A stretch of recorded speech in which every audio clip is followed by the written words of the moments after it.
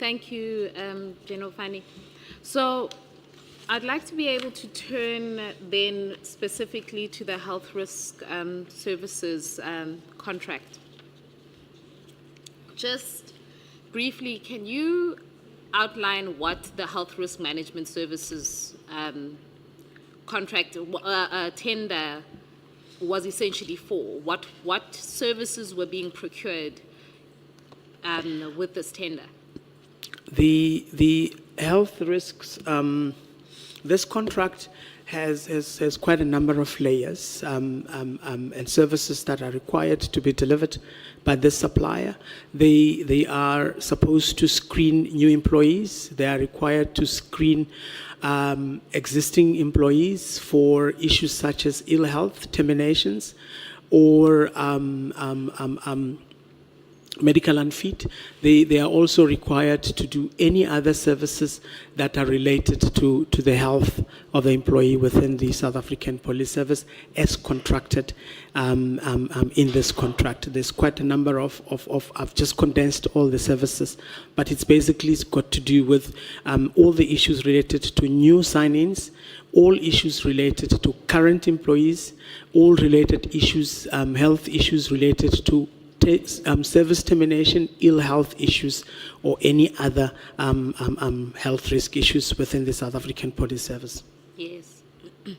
And is my understanding correct that this would have had to have been a service provider that was either in the medical space, being able to do the various assessments and tests and so on, to be able to render the services? So as I understand it, and you'll correct me, the previous service provider was Metropolitan, and that this is normally a service that is bid for by entities that are in the medical space or can provide health services.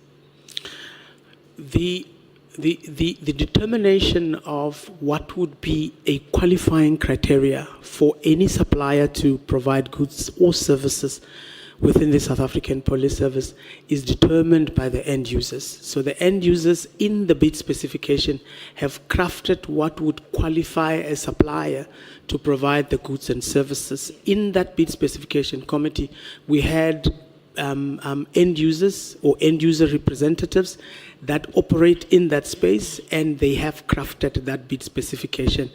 We as procurement are supposed to ensure that the procurement process to acquire those goods and services is in line with the policy that we have within the South African Police Service.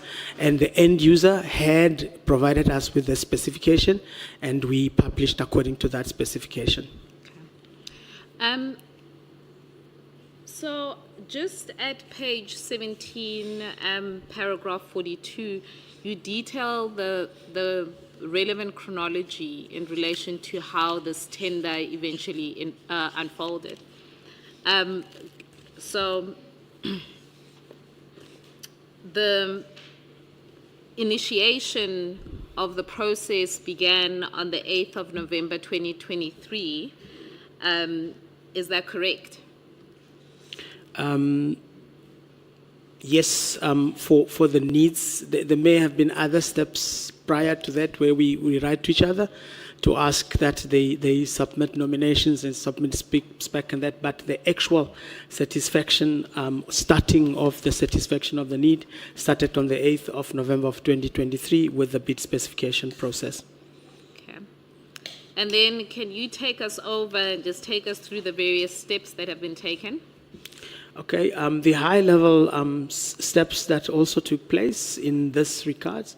On the 16th of January of 2024, we had the pre-advertisement meeting was held.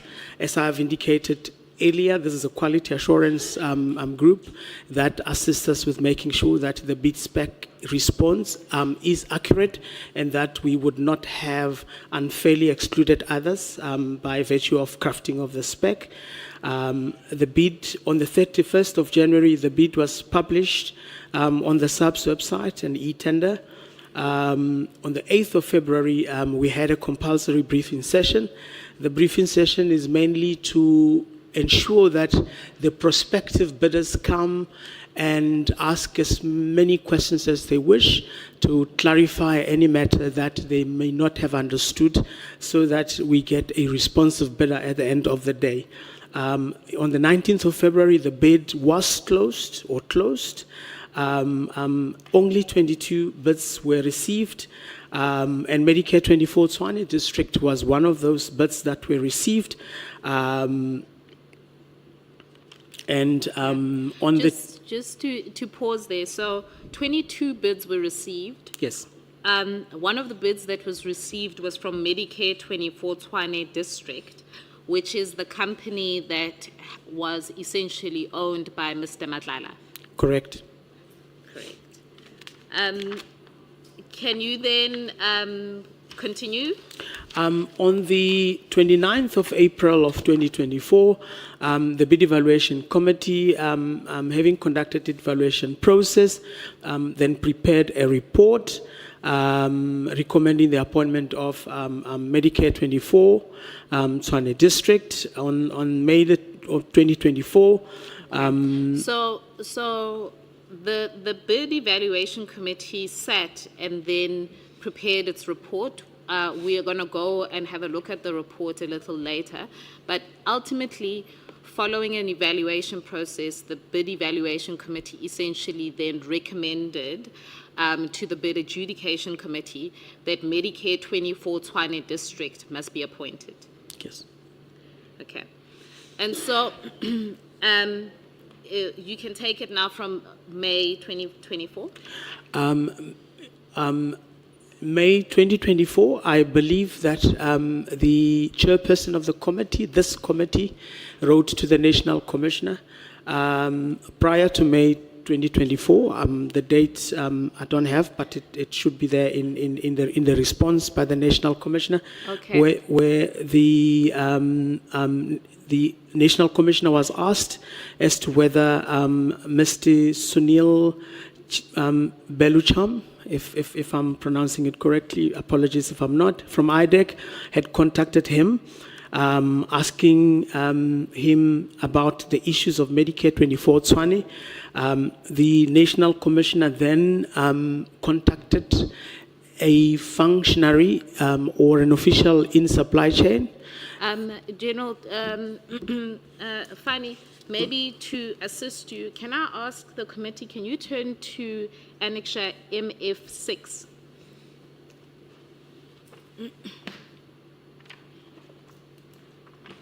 So the context to this request for information that's at MF6 is that when the National Commissioner gave evidence, he indicated that when the tender was being adjudicated, that he received a call from a member from IDAC warning that there was a company called that was linked to Mr. Matlala that was bidding for the contract. And so what is at Annexure MF6 is the responses, the further responses from the National Commissioner following his engagement with the evidence leaders. And just to recap, the responses from the National Commissioner says that he was contacted by a gentleman from IDAC called Mr. Sunil Belucham in and around May 2024. So just in terms of the timeline we're talking about, this is after the bid evaluation committee has completed the evaluation, but before the bid adjudication committee awards the contract, makes the final award. Correct. And what the National Commissioner indicated was that this gentleman from IDAC had raised concerns that there was Medicare 24 Tshwane did not have a valid tax clearance certificate and had been blacklisted, and that it seemed to have been linked to an entity that was linked, or a person that was involved in Tembisa Hospital. So you were then indicating that from this response, he said that he spoke to an official. Yeah, he had not spoken to me. He had spoken to the official in my absence. I was on leave at the time, and National Commissioner was assured that there is nothing untoward with regards to the evaluation process. When we started, I'll just mention that part here because it's critically important, even though we are not dealing with the adjudication process. When the bid adjudication set and we did the declaration, it would appear that the bid adjudication committee members did not know of any concerns that were raised by IDEC, because when I called upon for them to declare, none of them had any declarations to make with regards to this contract. Neither did I have any declaration because it was unknown to me that this concern had been raised with the National Commissioner. Yes, but it had been raised with the National Commissioner. Who's the official that the National Commissioner says that he spoke to? In his letter, in his response to the chairperson of this committee, the National Commissioner has indicated that he had spoken to Major General Hankins. Yes, and in what capacity was Major General Hankins acting at the time? I was on leave. She was acting as the Divisional Commissioner of Supply Chain. So then, despite those, the concerns were raised, then it proceeded to the adjudication. The unknown to the bid adjudication committee, the tender was tabled to the bid adjudication committee for adjudication, and we did sit as the adjudication committee to adjudicate. And then on the 18th of June 2024, Medicare 24 Tshwane was awarded the health risk management services contract. Is that correct? That's correct.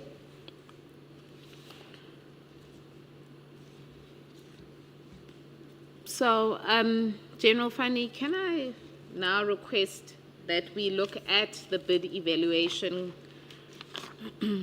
committee report? It's at Annexure MF7.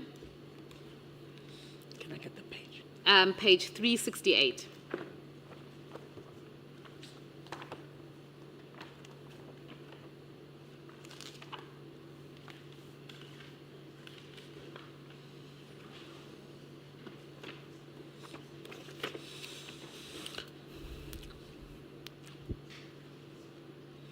So,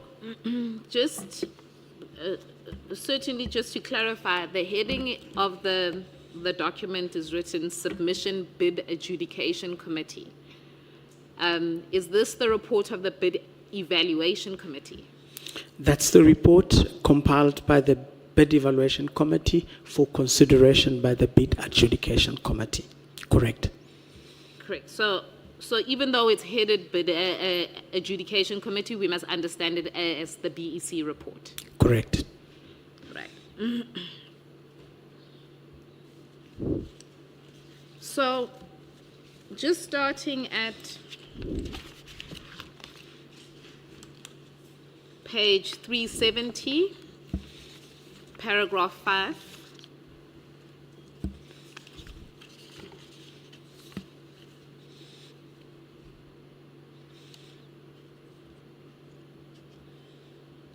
This is the list of all the bidders, the 22 bidders that had submitted bid in responses to the advertisement.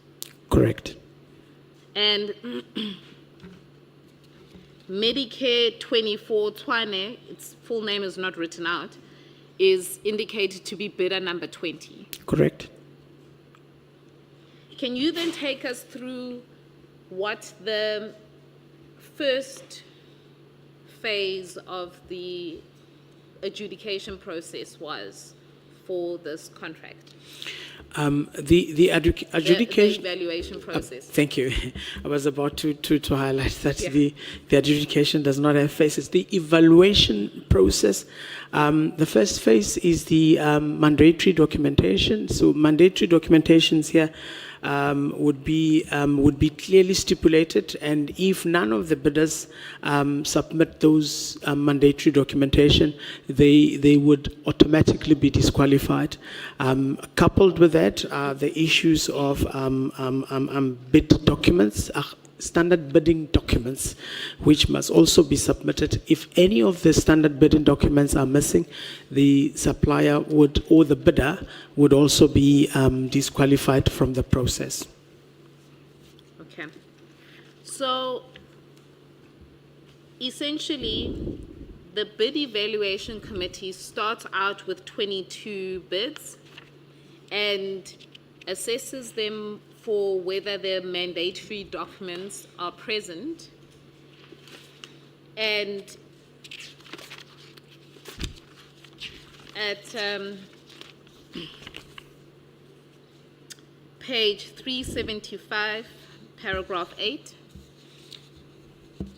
it then excludes 10 bidders from there. Is that correct? Correct. And so after checking whether the mandatory documents were there, what remains are 12 bidders. Correct. And as you see, bidder number 20, Medicare 24 Tshwane District, is one of the 12 bidders. That's correct.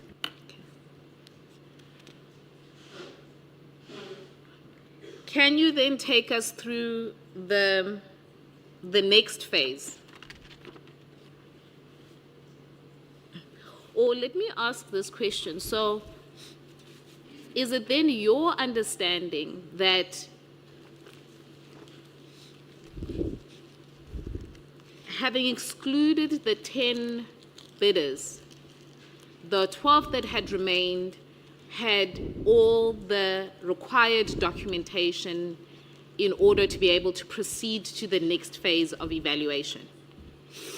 In the report that was submitted to the bid adjudication committee, it would appear that the bid evaluation committee had applied their mind and have made certain that all the relevant documentation and all the relevant requirements of the bid documents have been complied to, and in the report then they're recommending that the suppliers be carried to the next phase of evaluation, and all other suppliers that were disqualified, in the report it was clearly stipulated why they were disqualified. We have interrogated that report as a bid adjudication committee and made certain that the reasons cited for disqualification were justified. So can you take us through the next phase of evaluation that took place? The next phase of evaluation, once you have gotten the mandatory as well as the SBD documents, would typically be, in this instance, was to go and look at the functionality, what we would term functionality in the evaluation process.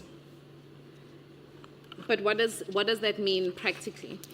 What it means is you're looking at all the stipulations that were made in the bidding documents that the supplier was supposed to comply to in order for them to fulfill the requirements of the job. Yes. So if one looks at paragraph 9.1, the questions are, does the bidder have a live operating system in place on a 24-hour basis? Is there a 24-hour line to get a hold of the bidder should they be required? Does the bidder have the necessary functional equipment like mobile units in all provinces when required to conduct medical examinations and tests? So and that's just examples of the various functional things that they were looking for. Those are the things that they looked at in order for us to ensure that the bidders have not claimed to have these functions on paper. We would then add another leg of due diligence where we physically go to the facilities listed in the bid documents, the address listed in the bid document, to make sure that these facilities or these functions actually are catered for by the supplier. So in relation to Medicare 24 Tshwane district, where did they go to ascertain that these services actually existed?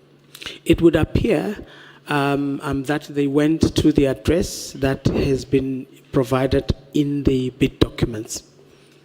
And is there, this is the document that ultimately serves before the bid adjudication committee. So is there anything that more in this document that indicates exactly what that address was? No, in the address, in the report that's given to the bid adjudication committee, the address was not stipulated.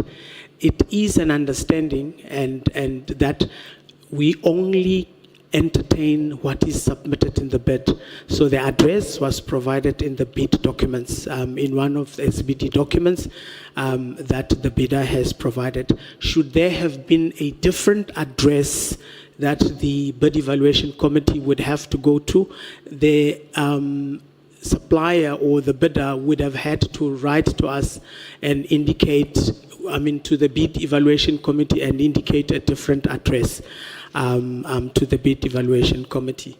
It doesn't appear that such a change of address was indicated to the bid evaluation committee, to the information at my disposal. So the bid evaluation committee at 9.2.3 on page 376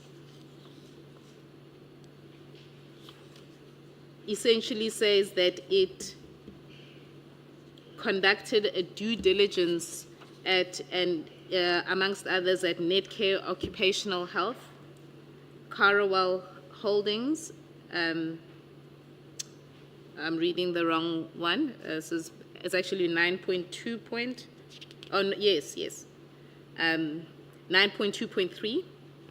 That they say that they conducted due diligence at Blue Collar Occupational Health, Medicare 24 Tshwane District, and Mohumuzi Trading Pty Ltd.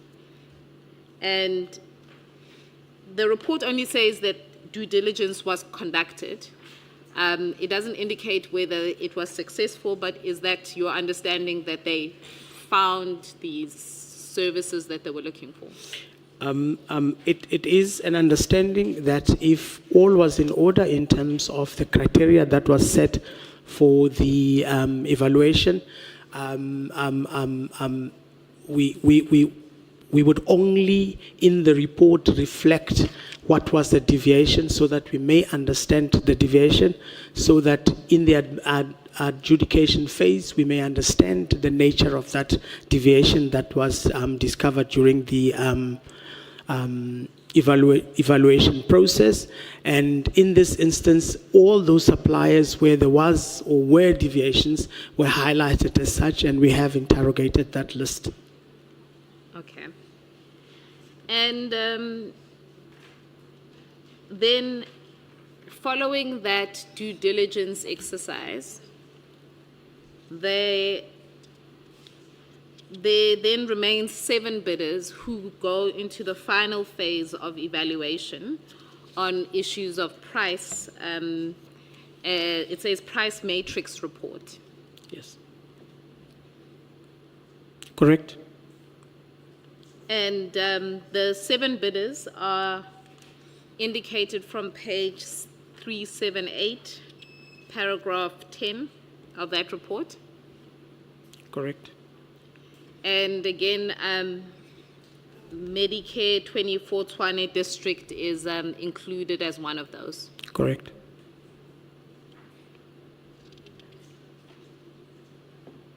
And then what is the eventual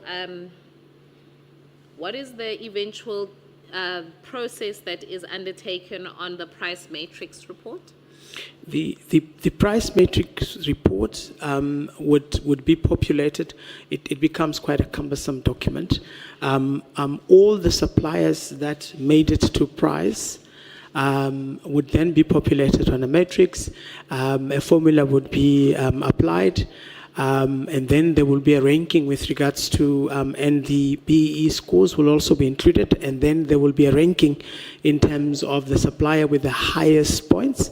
In this instance, the supplier that had the highest points on those two attributes was the Medicare 2420, and the BEE, the bid evaluation committee, populates that matrix, and the outcome of that matrix is then put into a report indicating that the supplier is the one that had the highest points in terms of that matrix population.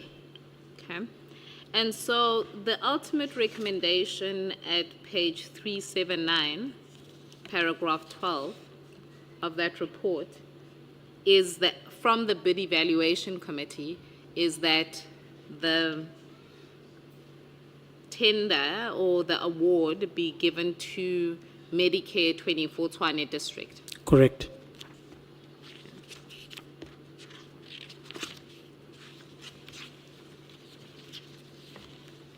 This report is then what ultimately serves before your committee, the bid adjudication committee.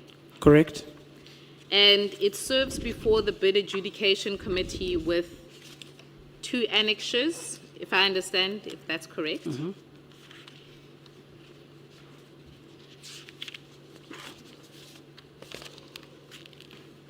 I think they are, just to take one step back, at page 368, the two annexures that are outlined.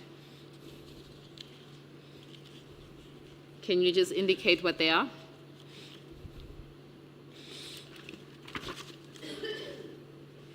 The first annexure here is the need activation, and then annexure B is the bid specification document. Okay, so this report plus the need activation and the bid specification are what goes to your committee. Can you then take us through how the bid adjudication committee then decided to then approve this recommendation to appoint Medicare 2420 district? The bid adjudication committee, the secretariat of the component head, let me start there. The component head, I'm getting feedback, Chair. The procurement, the bid evaluation committee completes their evaluation and they put a report together. Once the report is put together, the procurement policy makes provision for quality assurance in the process.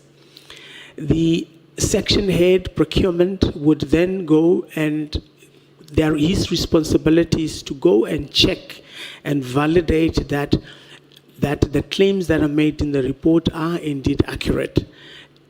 It may require, in some instances, for them to consult the source documents, the bid documents received, just to ascertain that even the reasons for disqualification or the reasons for qualification have been met before that matter is submitted to the bid adjudication committee. Once the section head has looked at that, he signs the report to indicate his satisfaction of the report. He then passes it over to the component head, who does another set of validation or quality check of the document to make sure that the section head had not missed anything that needed to have been identified as an anomaly in the process.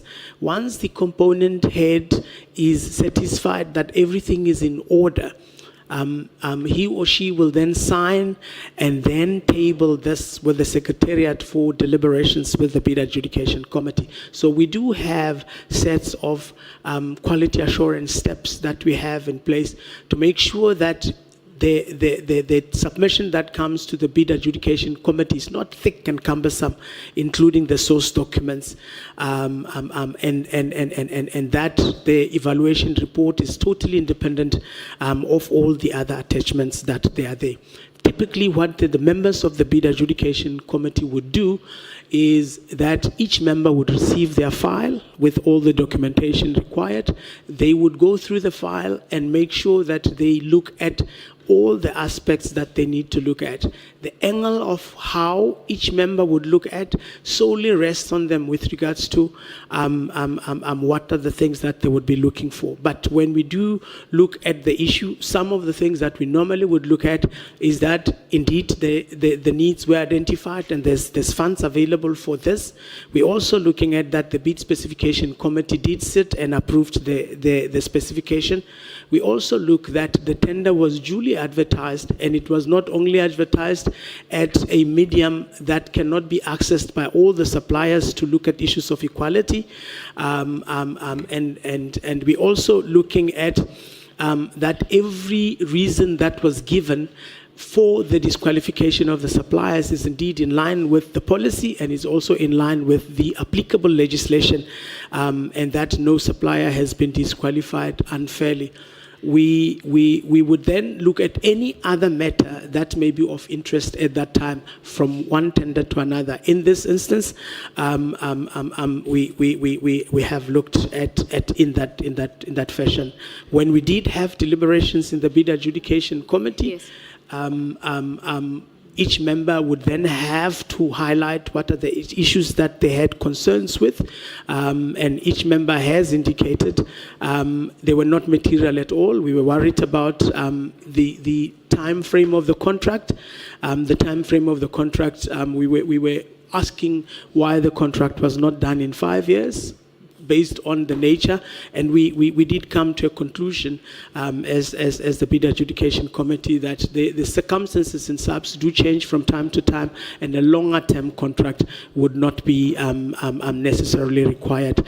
Other than that, there was nothing material that could stop the award of this contract based on the information at our disposal at that time submitted from the bid evaluation committee. So if I understand you correctly, because the main issue you say that the bid adjudication committee considered was the length of the contract. Yeah. And didn't consider whether the mandatory documents were submitted, whether there was an evaluation properly done on price, and so on.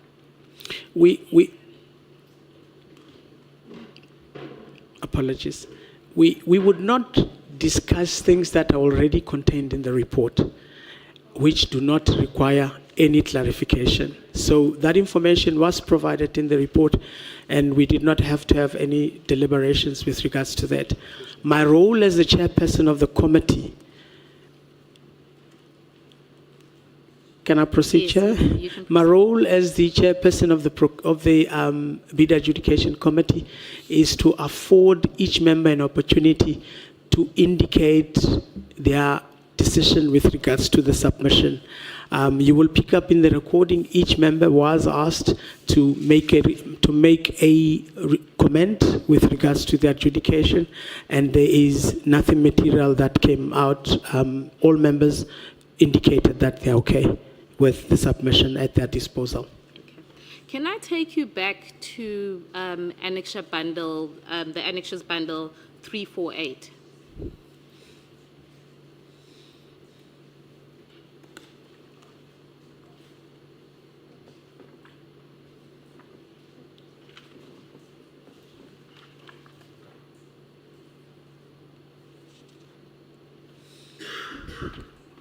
I'm with you. Yes.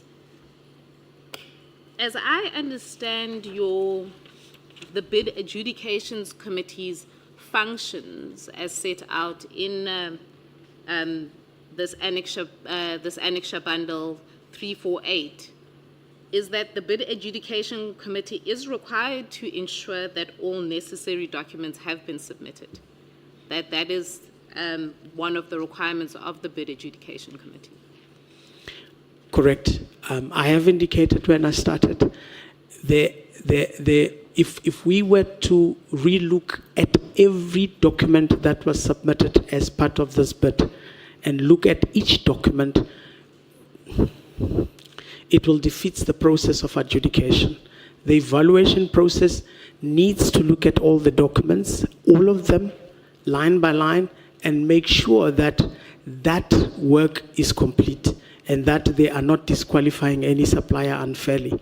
In the process, as a build-up to adjudication, we have included 2 quality assurance processes that then make sure that the source documents are indeed have indeed been looked at correctly and that they have been populated correctly. It is impractical for the bid adjudication committee to look at each document and to have a submission of each documents that are put forward that have come with the bid document. It is quite a very, very, very huge number. You can imagine 22 submissions. If we were to look at 22 submissions, we might as well have our job descriptions changed completely and just look at bid adjudication issues.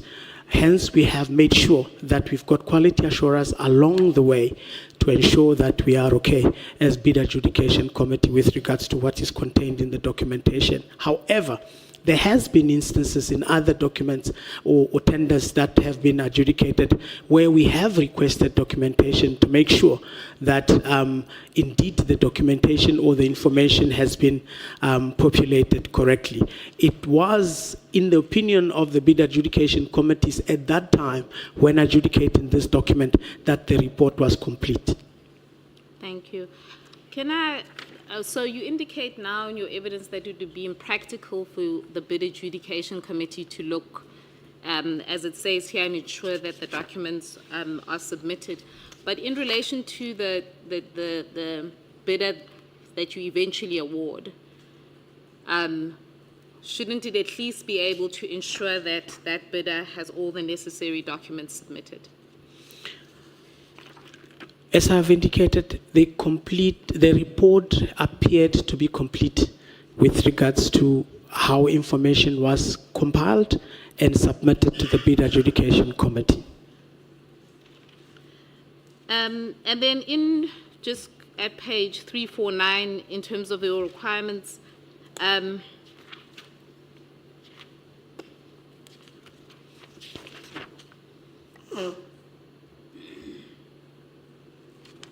yes. Yes. Yeah. And then at page 349, paragraph 3.10, and that one of the further requirements is that the evaluation, that it is required to ensure that the evaluation was done according to the advertised criteria. Correct. If you go to the report itself, you would indicate it. You would notice that the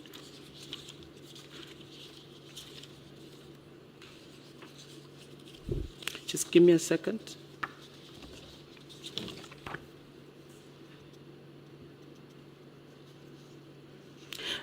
One of the things that we are looking at to ensure that the bid was evaluated in line with the advertised bid, we ask that the bid specification be attached. The bid specification was attached.